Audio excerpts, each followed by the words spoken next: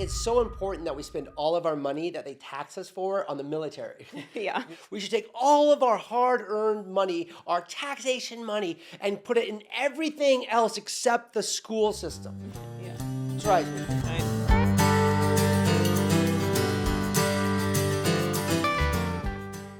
Welcome back to the Harley Malarkey podcast. Welcome. I'm Brian Malarkey. I'm Danielle Harley. Oh, nice. If you haven't liked or subscribed to our page, we'd greatly appreciate that. You know, give a like and subscribe. Yeah, and share it with a friend. Share it with a couple friends. You go, oh my God, these Share it guys, with your whole family. these guys are crazy. They're amazing. They're so stupid. Whatever it is, share with somebody else, all right? We're in this game to make our voice loud. Yeah. We want to be heard. Yeah. Yes. I'm fired up. Okay. I'm fired up. I'll let you go. Fly like a butterfly. Fly like a butterfly. Or an eagle. Yeah, I'm going to be an eagle today. I'm a butterfly. You be a butterfly. So anyway, I woke up in the middle of the night and I had some ideas for podcasts. And this one is near and dear to my heart. And you're going to let me do this one. And I'm going to include you. And you might just ask questions. But I'm going to kind of ramble on. Okay. Sometimes when people watch us, they go, gosh, that Malarkey guy, that old dog, he doesn't let new tricks talk to sometimes. No, I think I'm kind of the one that doesn't let you talk now. Oh, good. Yeah. Okay, good. Well, sit back. It's my turn. Okay, so I have this whole thought in life right now, right? So as I was growing up, I really didn't know what I wanted to be. I wanted to be a horse trainer, right? I want to be a jockey. I outgrew that opportunity. Yeah. And I never really knew what I wanted to do. School wasn't my best thing. I was like a 2.5 kind of student. 3.0 was like, oh man, let's have a party for Brian kind of time. Yeah. Uncle Palmer was straight A students. I think you were like average student, right? No. So you knew exactly what you wanted to do when you were coming out of high school, and you applied to several colleges.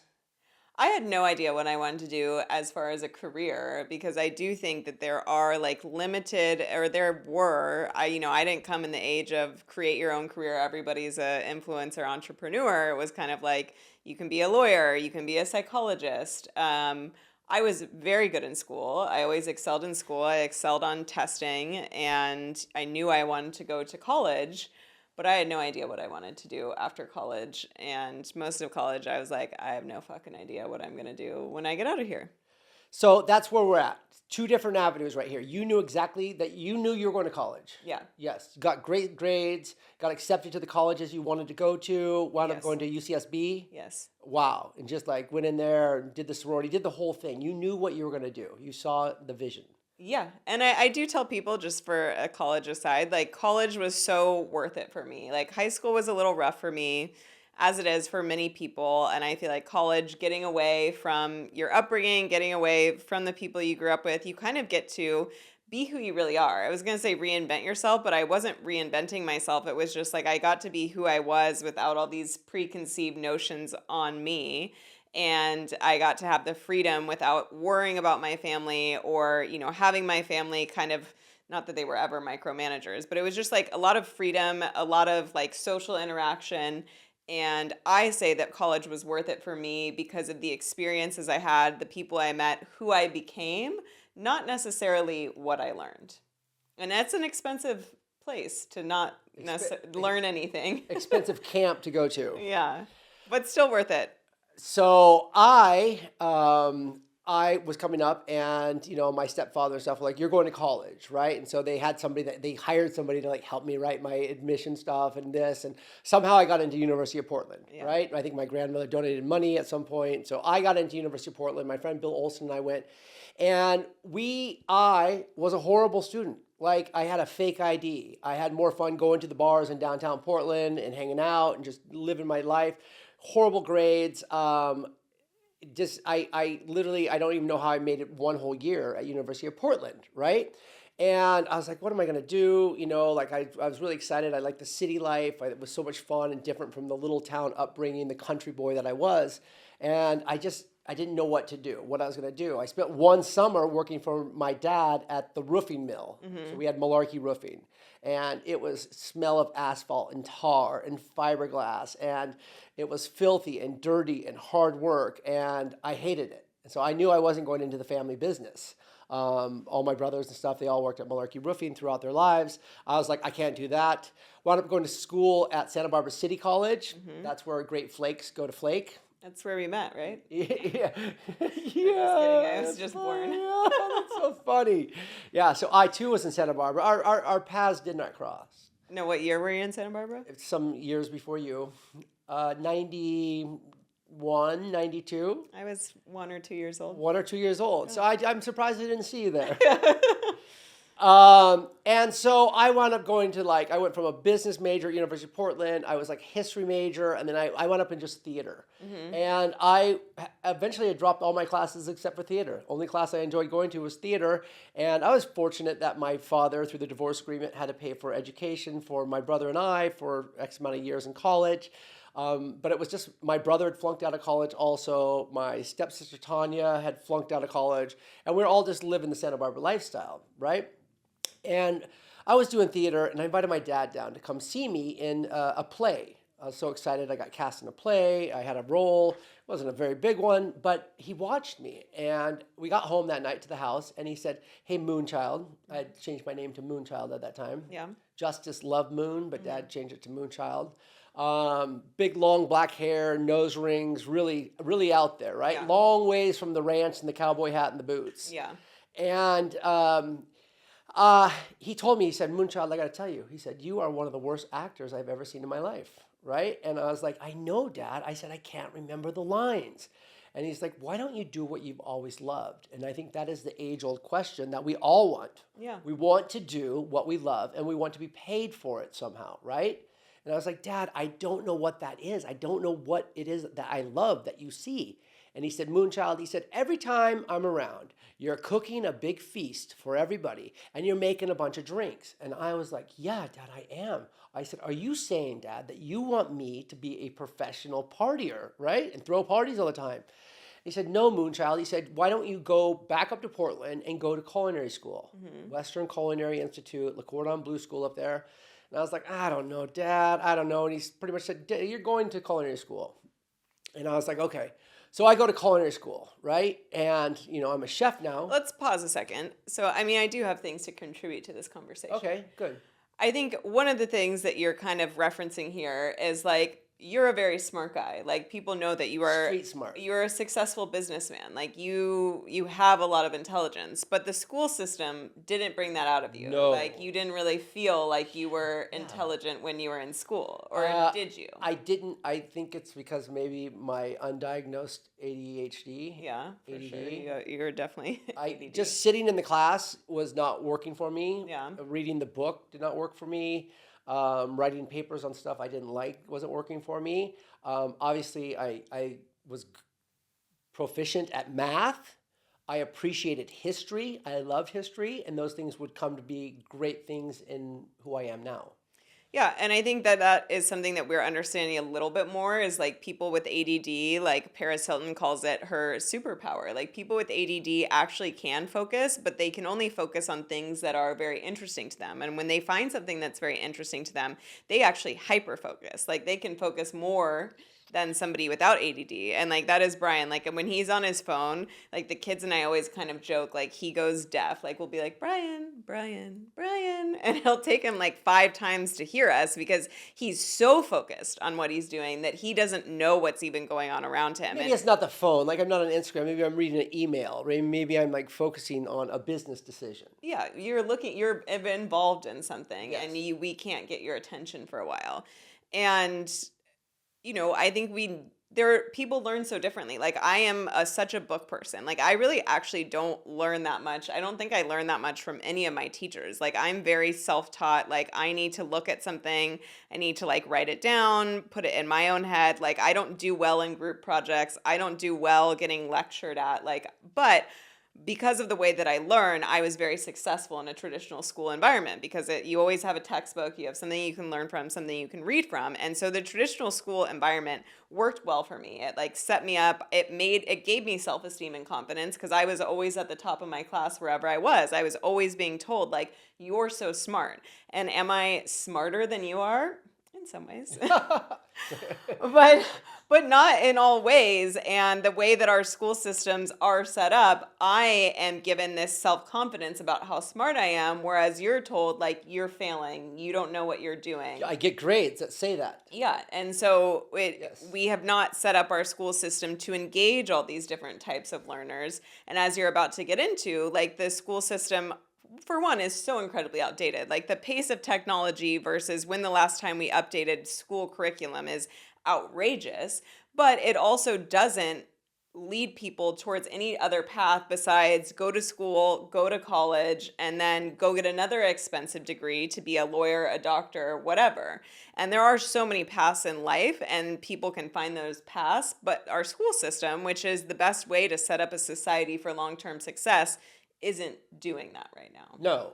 And yeah, you're right. The school system, because it's so important that we spend all of our money that they tax us for on the military. Yeah. You know, we have so many more boats and ships and planes and bombs and this than anyone else. Like, can you imagine if we just took a fraction of that I mean, into like education? just as long as we have a lot of stuff to take over the world or defend ourselves from all of this stuff, we should take all of our hard-earned money, our taxation money, and put it in everything else except the school system. Yeah. Drives me crazy. I know. It's insane. It is insane. So I wound up going to culinary school and I absolutely hated it. It was paper hats, starchy jackets, black and white houndstooth pants, little handkerchiefs here, learning from people who had failed in the industry. So you're learning how to do a recipe from 20, 30 years ago. It wasn't exciting.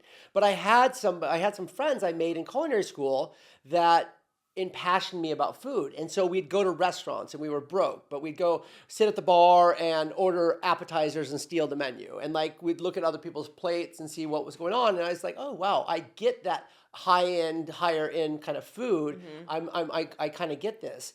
And I had to do an internship where it was leave for 6 weeks and go work for free for someone. And I had family in LA. And so my friend helped me get an internship at one of the best restaurants in the country, right? And I was so scared. And I walked into this place. It's called the Citrus on Melrose, circa whatever, 1990s, mid something in there. And they were on Lifestyles of the Rich and Famous, this old show that was like the best restaurants in the country, right? Julia Childs, the legendary Julia Childs, would actually come hang out in the kitchen with us. While you were there? Yes, that's how old I am. Yeah. And I went in there and I was like, yeah, I'm here to do my internship. And it was a French-run kitchen, a lot of great hard-hitting Mexican cooks and, you know, the French chefs. And I was like, yeah, you're going to teach me how to do this, this, and this. And they're like, shut up, kid. And they threw me in the back room with the ladies and I peeled asparagus and turned artichokes for a month. And they opened The ladies? the hard-working Mexican ladies. Okay. Yes. The women just do all the veggie prep or something? Yes. Okay. There was definitely line cooks, women line cooks too. So I'm Okay. not saying that the women were just doing the prep. There was Okay. badass ones here, but it was me and the little old Mexican ladies in the back turning Okay. artichokes and doing the prep. And after like 4 weeks, a month, they like opened the back door and they're like, oh man, the guy's still here. He's still here. And they saw that I had the work ethic and I would go there and I was like, I'll just keep doing what they tell me to do what they tell me to do. And they eventually took me in and started teaching me all the stations. And then they eventually started teaching me, then I started going in early and learning how to do more prep and do this. And within a year and a half, I was a roundsman at this restaurant. It was my fire. It caught my attention. The cooks were so badass and so fast and so tough. They gave us a beer during our little lunch break at 5 o'clock right before service started. And it was a big glassed-in kitchen and the celebrities, I remember like John Travolta and Cyndi Lauper and stuff, like looking through the windows, like we were the stars. And I was like, I told myself, I said, one day they're going to tell the story of me that I came to Hollywood through the back door, right? Yeah. Not like some weird like backdoor shit, but through Yeah. the literal back door of Hollywood. And that was it. I was like, this is what I do. Yeah. It was chaos. It was art. It was fantastic. It was highs. You would go get drunk after service with the hostesses. Love the hostesses. The management. It was just so much fun. But eventually it started to kind of burn me out a little bit. So I wound up moving to Minneapolis, blah, blah, blah story. But it gets me to that point where I go, I was completely lost. Yeah. I had no idea where I want to go, what I want to do, but I stumbled into it, right? I stumbled into this cooking thing, and then I knew it. So then I started working at different cities, different places, and as long as I was in the kitchen, I was in my zone, right? And I developed into this managerial person, and that gets me to where I want to talk about now is I'm so fortunate. I found the job that I love. Yeah. Now I open restaurants and create things, and I work with chefs who are better than I was. You know, you got Aiden and Tara and these incredible people that are taking my ideas kind of and just making them so much better. And I just love it. But now I'm looking back, and now I have teenagers, and I'm like, I look at them, and I'm like, oh my gosh, you guys don't know what your route is. Are you going to go college like you? Are you going to go here? And in this world of AI and all of this chaos, like the future is scary. It's rapidly changing. Like you can say, I mean, they're 15, 17. Oh, I want to do this when I graduate from college. And you don't even know if like that job is going to exist when you graduate from college, depending on what it is. So it is, and I don't know, I just feel for these kids. You mentioned this a million times on the podcast, but they are growing up in such complex times with rapidly changing technology. The first generation that has grown up, you know, the digital nomads, I think, is maybe what they call them. I could be wrong. But with the phone in their face the whole time. Literal months of their lives. We did the hourly breakdown, and if you look at the screen for 2 hours, 3 hours, 4 hours a day, pretty much like 1 hour a day equivalent to like a month of your waking hours, right?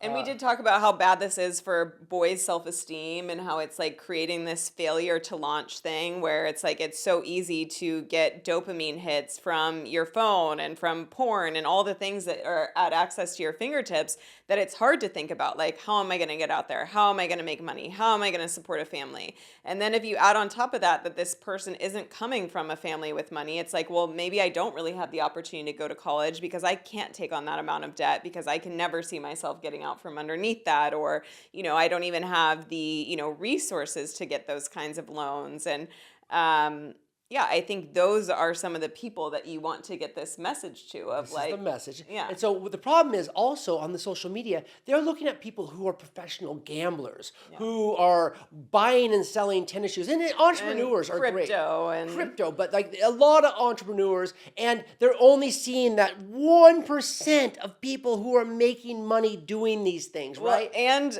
just a side note, we were in Hawaii. You and your daughter went to go swim with the manta rays, and there was a kid there. This is good. This is good. That had 10 million TikTok followers because his daughter knew who he was, and he was there interning to get a job on this tourist boat. So you're like, wow, 10 million followers, and you can't even make enough money to support yourself. Crazy. So that's what they're looking at. They're looking at that instant gratification. They want more views. They want more followers. They're like, I want to do a job like this. But again, you're looking at a fraction of these influencers and people that are actually making money through these social media apps. And so many people, these kids are looking over at this, and you know, they're still the traditional kids. A lot of their friends are going to college, and they're going to do this, and they're going to go learn to live without, get off the tit. Yeah. We'll call it get off the tit. Yeah. And go learn how to clean their room and get to school on time and feed themselves and all those basic necessities. But there's a massive group of these young adults, coming of age adults, that aren't going to college. And I started thinking, I was like, oh my gosh, I think my calling, or one of my callings in life, is going to try to be to help these people see a path and learn from my path or learn from my observations. And so I got to speak at a high school last year. Yeah. I tried to speak at my kids' high school this week, and I was shut down by my kids saying, you'll embarrass me, you'll do this. And I want myself and other people who have done professional, like, it's the trade schools, right? It's not even the trade schools. You don't necessarily have to go to school. I want to encourage people who like to work with their hands. Yeah. I am a chef. I am a hand person. I work with my hands. Carpenters, plumbers, electricians, you know, the people who make the nice the roofers, the HVAC, the people who are working with their hands. Plumbers. I said plumbers. Oh, you did? Yeah, I didn't hear you say that. People who work with their hands, because AI is not taking a hand job. The computers are not taking a hand. that was funny. That was good. Put a laugh track in there, please. The computers are not taking the hand jobs. I mean, maybe one day they will. eventually maybe they will just have robots that will do all of our jobs, you know? But I want to encourage these people because they're not looking at these trades. And I don't say trade school, I say a trade, right? You can go, in order to be an electrician, you have to go get a degree. You Yeah. have to go learn, and it's expensive and it's time consuming. But so many of these, But it's much less expensive than going to a 4-year university. And there's all these like articles that you can read about how some of the youngest millionaires now are people that are electricians that have built up their business and started their own company. And now these like 25-year-old plumbers and electricians have multi-million-dollar businesses because nobody's doing these trades anymore. They're, trying to do something involved in technology or, God knows what. And now these are the places that like the oldest jobs like that you can. are the most important ones now. Yeah. Because when was the last time you needed a handyman? Do you know how much a handyman can charge to come fix some stuff in your house? We all need these things constantly. You can be your own boss. You can go work for, it's kind of endless. I mean, the housing market's constantly building. They're building construction. They're building these things. These laborers that work with their hands are making a lot of money, and you're starting life with no debt. You're not going to school. You don't have that giant debt. You're starting life, like even if I wanted to work in a kitchen, I tell people are going, oh, should I go to culinary school? And I said, no, you shouldn't go to culinary school because then you'll start with debt. If you know what you want to do, or even if you don't, you're curious. Yeah. Go get a job at a restaurant, Yeah. right? And I love to explain this to them too. And they go, well, what if I can't get a job in a restaurant? I said, every restaurant needs a good dishwasher. And they're like, well, I don't want to be a dishwasher. I said, I have never not gotten a job I wanted. The way that I get a job is I will say, hello, I'd like to work in this restaurant. Well, we don't have anything. I said, well, I'll start at dishwasher. I'll start at being a dishwasher. You go in there, you're the fastest dishwasher, the most organized dishwasher, the happiest dishwasher they've ever seen. And all of a sudden they're like, whoa, this person brings a lot. Let's see if they want to prep some food, right? Oh, you go in there, you're faster prep because some people are like, oh, I hate this job. I don't want to do this. You're like, oh, I'll do this faster. I'll organize. I'll clean while I'm doing it. All of a sudden, like, wow, let's teach them to be a line cook. Wow. Next thing you know, you're a sous chef. You're getting a salary. You're getting your insurance. Next thing you know, you're a chef running a restaurant. And if you want, then you go learn from the GM and you say, teach me about the bookkeeping. Teach me about hiring. Teach me about everything. The education is available for those that are self-motivated. Yeah, and I think this relates to a lot of different things, which is like if you don't know what you want to do and you don't have endless amounts of money to figure it out, like the best thing you can do is start making money and figure it out as you go along. And even if you do end up in the culinary world, maybe as you work in different restaurants, you realize I love pastry. So I am going to go to culinary school and I am going to learn how to be an excellent pastry chef. And now that I know more about the industry, I'm going to get referrals to a better pastry school. I'm going to get more of the inside knowledge. I'm going to go there with some knowledge. And I think that would be a great thing if we could all go into college with a little bit more understanding of like, what do I want to do in life? Like, how does that actually look? And can my degree actually set me up for success in this? And right now, the education system is not very good at that unless you're going on these like prescribed career paths that require additional education. But I think the greatest thing that you can do if you don't know what you want to do is just get out there and start working and start making connections, and that will lead you to the next thing. 100%. And I believe, and I think you said this to me once, is, I don't want to be a dishwasher. I don't like a dishwasher. Go get the job, because you know what's happening when you're doing that job that you don't particularly like? Your brain's going, how can I do a job that I like better, right? And it's in that boredom. It's in that time of discomfort that you're going, oh, I need to get more motivated. I need to do this. I don't want to do this for very long. How can I get to the next level? How can I find something else I want? And that's what it is. If you're curious, you can go work a summer job on a construction site. You can go say, oh, do I like this kind of lifestyle? Is this something that sometimes the hours are great? They get done at 3 o'clock in the afternoon. You can go surfing. You can go do your hobby. And also, the greatest entrepreneurs I've ever heard are the ones that had a job, and the job that makes them the money is the job that they do when they get home, right? Instead of going drinking with your friends or doing this or slacking off, the people who are moonlighting on their passion project, they're the ones getting it done, right? And I just want to encourage these young people to see what they might want. And they like, oh, I don't want to be a plumber. That doesn't sound fun. Well, you know what is fun?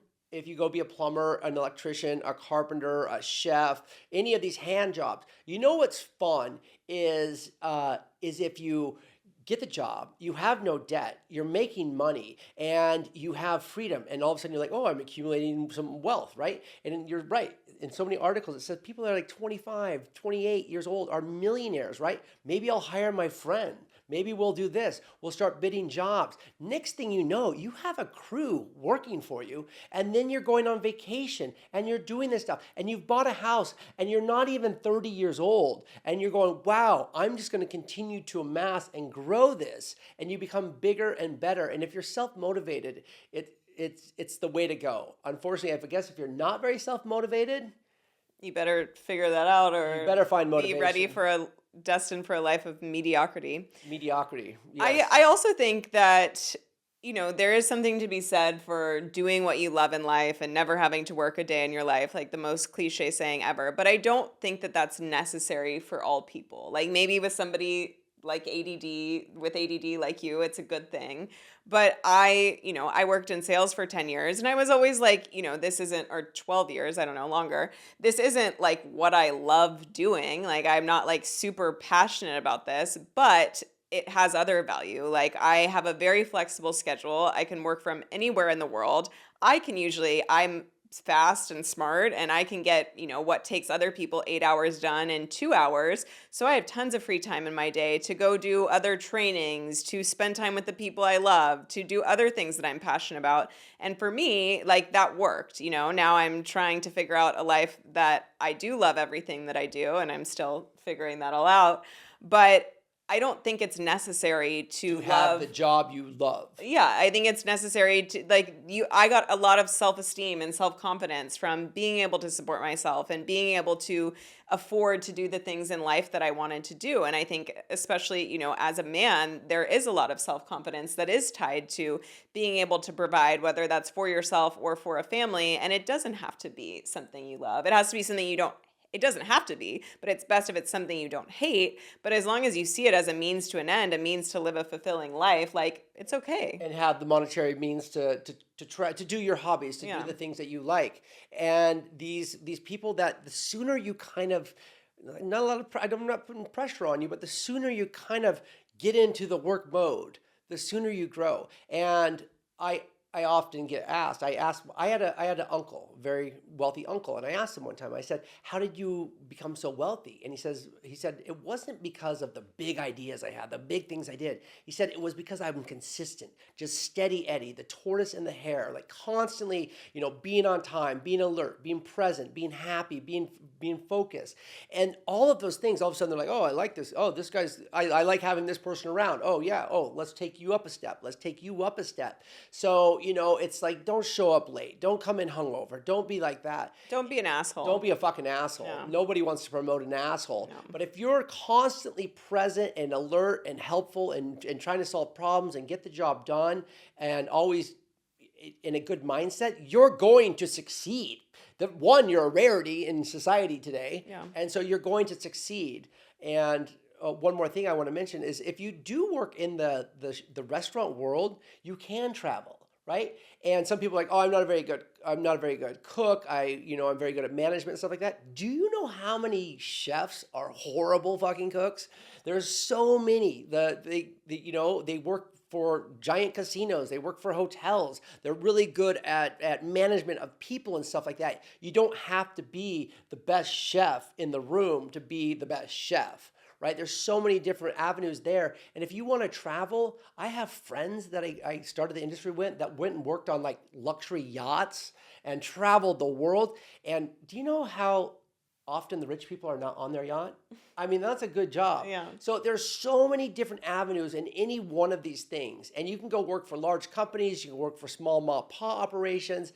You have so many things, but finding something that really works for your schedule, maybe works for your heart, ideally. There's so many great opportunities. So rather than just sit around and go, I don't know what I want to do. I don't know what I want to do. Well, you know how you're going to find out what you want to do? You're going to go do a job you don't want to do. And that's when you're going to go, oh, this isn't what I want to do. If I'm going to waste 8 hours of my day doing this job, I might as well focus and see if I can put myself in a position to be in a place that I enjoy for 8 hours a day so that I can make some money and go do my life.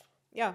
And I think it applies to the corporate world as well. I mean, and just that when you show up at a job, no matter corporate, blue collar, whatever it is, you show up and you give 110%, and you give 110% in all areas. You work really hard, you put your best foot forward socially, you become friends with people that you want to be your mentor. As you move up in at the company, you mentor other people, and if you do that, you will move up. Like I was in 5 different roles in my last company and ended up spending, 11 years there, and built an incredible career because I showed up. And it wasn't necessarily something that I loved, but I made the best of it and I got a great career in return. And so it really is, you can go out there and make something of yourself as long as you are showing up. And I do like the story that you had a job that you really wanted and they wouldn't hire you, and I think you went back like every single day. Yes, I like that story too. So yes, I've never taken no for an answer. And so I was working at this restaurant in Minneapolis, and I wanted to get a job at this other restaurant because I knew they were opening a restaurant in Seattle, and I'm from the West Coast, and we want to go move back to the West Coast. And so I was a photographer working for my uncle out of the horse track. I had gotten a license, and I had 2 lemonade carts that I put on Nicollet Mall in downtown Minneapolis, right? And we sold Red Bulls had just come out. It was hot. We did Arnold Palmer's and lemonades. And I hired my skater kid friends to all work there. They were like line cooks, and they'd work there during the day for me. And I was doing great with that. But I was like, gosh, it's time to get out of the Midwest. And there's this big restaurant group, Ocean Air. They're going to start rolling out some stuff. And I went and I knocked on the door and I said, I want a job here. I want that. I see you're advertising for a sous chef to move to Seattle. I want that job. And they're like, okay, what's your story? I was like, I got this, I got this, I got this. And they go, you got too much going on. I was like, no, I have it all under control. I got it all managed. I got people that do everything for me. I want this job. And they're like, no, you're just not right for the job, right? And that was the chef and GM of this restaurant. And I said, I'll be back tomorrow. And they're like, what? And so the next day I knock on the door and they're like, what do you want? I go, I'm here to apply for the sous chef job. And they're like, we told you yesterday you're not right for this job.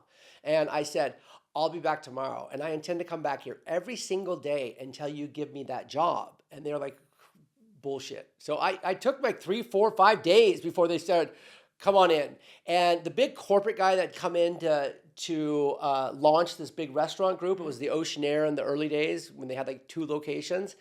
He interviewed me. The first time he interviewed me, he said, they told me the story of how you got this job. He goes, you're going to go so far in this company. Like, you are going to go so far. He said, I was appalled that they did not recognize that your drive and your desires to do this. And Terry Ryan is still one of my favorite people on the planet, one of my greatest mentors ever. And I eventually moved to Seattle, spent 3 years in Seattle as the sous chef, moved to San Diego as the executive chef and partner of that restaurant. And that really launched my career to where I am because I refused to take no for an answer. Yeah.